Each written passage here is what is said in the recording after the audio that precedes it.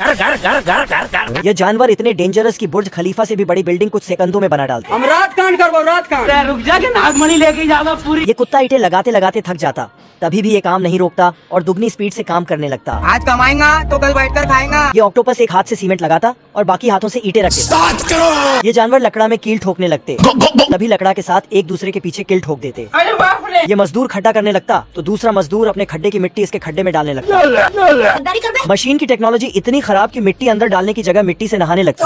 ये दो मजदूर मशीन में मिट्टी डालने लगते। मशीन इतनी एडवांस की भरने पर खुद ही चालू हो जाती, क्योंकि मिक्सिंग होने के बाद खुद ब खुद कुत्ते के झोले में सारा माल डाल देती और नींबू के साथ अंगूर लगाकर भेज देती। अमेरिका क्या कहता था? ये मजदूर तो इतने खतरनाक कि एक कुदाल और दो लकड़ा से खड्डा करने लगते। ये लड़की के चक्कर में डूबकर लकड़ा और आरी से गिटार बजाने लगता।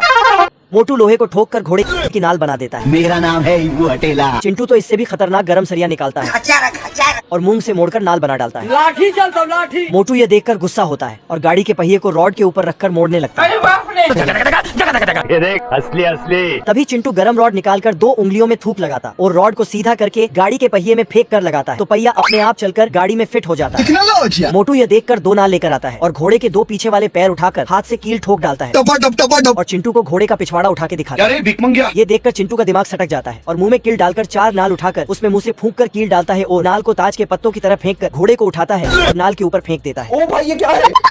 चिंटू की ताकत देखकर लड़की अपने होश खोकर चिंटू के गले मिलती है। तभी यह सब देखकर मोटू को गुस्सा आता है और लोहे को उठाकर चिंटू के ऊपर फेंक देता है।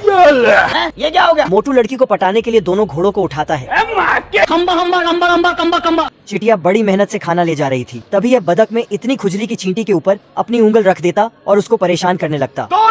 इससे मन नहीं भरता तो अपना सामान रखने लगता एक एक करके। अरे बाप रे।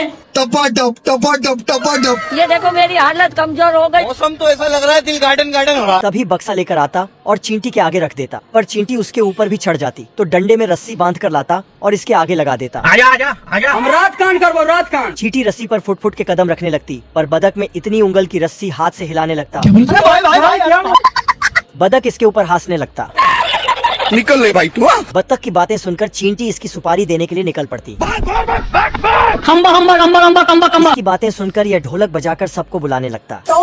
सभी चींटियां जाकर घेरा बनाकर बदक के खाने के ऊपर हमला बोल देती। जल्दी कर कोई आ जाए। दोस्तों आपको मजा आया होगा तो इसका अगला पार्ट देखने के लिए लाइक और सब्सक्राइब कर दीजिएगा। आने वाले सर्दियों के लिए माँ बत्तख अपने बच्चों को इकट्ठा कर रही है, तभी सब बच्चों को गौर से देखती तो उसमें एक काला बत्तख कम होता।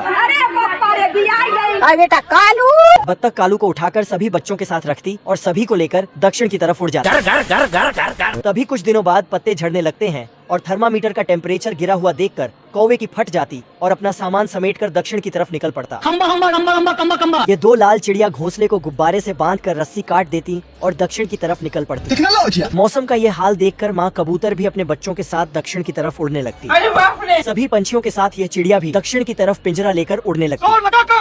ये अमीर चिड़िया कोयल के ऊपर सारा सामान लाद कर दक्षिण की तरफ निकल पड़ती। ये देखो मेरी हालत कमजोर हो गई। इस चिरकुट आमिर ने तो बड़े पंछी को ही टैक्सी बना डाला, तो इस चिरकुट गरीब को देखो झुके रहना पड़ेगा मेरे आगे।